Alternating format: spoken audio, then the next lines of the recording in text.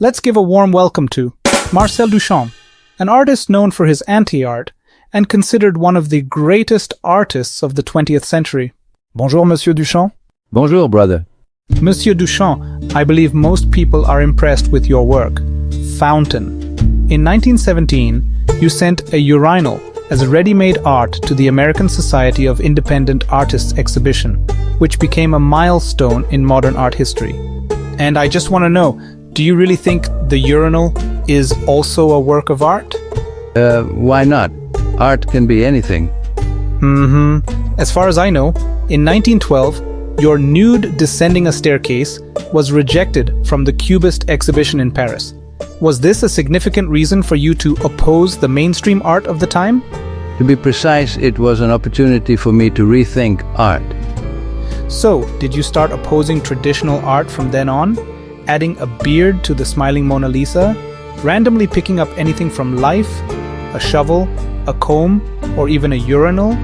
Signing your name and presenting it as art. This style, later named Dadaism, is your new artistic approach?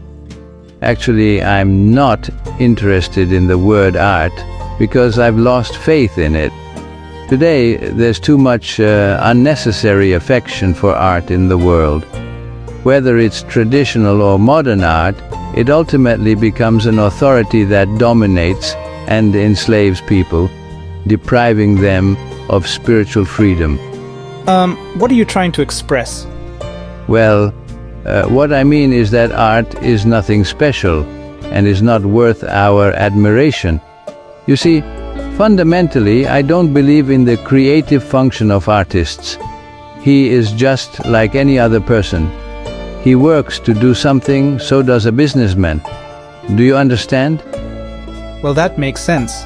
An artist is just a societal role, a career choice. You know, the word art originates from Sanskrit and essentially means to do. Now everyone is doing something.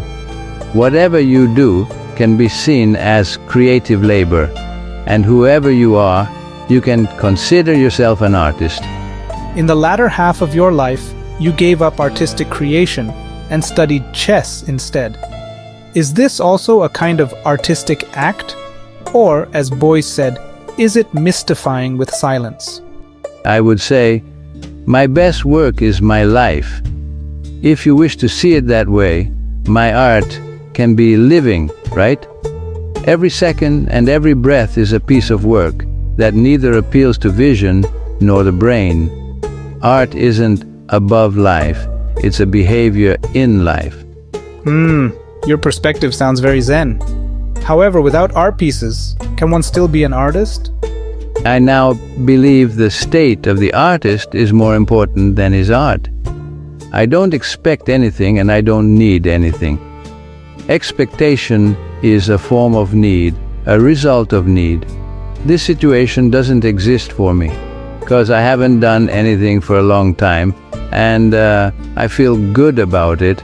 I don't think an artist is someone who must produce something as if he owes the public. I just hate that idea. But people still judge an artist by his works. That's their business, not mine. Perhaps in the future people will ask if I've really done anything. But I don't mind. I don't let it bother me. I've lived the way I wanted to, doing things I love, and that's enough. Wow, what a pity that such a perspective on life cannot be conveyed to the world through artworks. You know, I don't ask for much. A game of chess, a cup of coffee, and a well-spent 24 hours. That's it. It sounds great. Do you have any advice for contemporary art practitioners?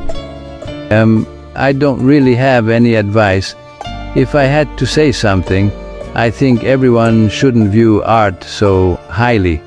Life itself is far greater than art. I'm more interested in how to make life more interesting and how to break free from material and spiritual constraints. Life only happens once. If you don't understand your own life, you cannot judge the choices of others. When the heart has no distinctions of good or bad, right or wrong, life can unfold without constraints. At this point, life itself is art. Thank you, Monsieur Duchamp.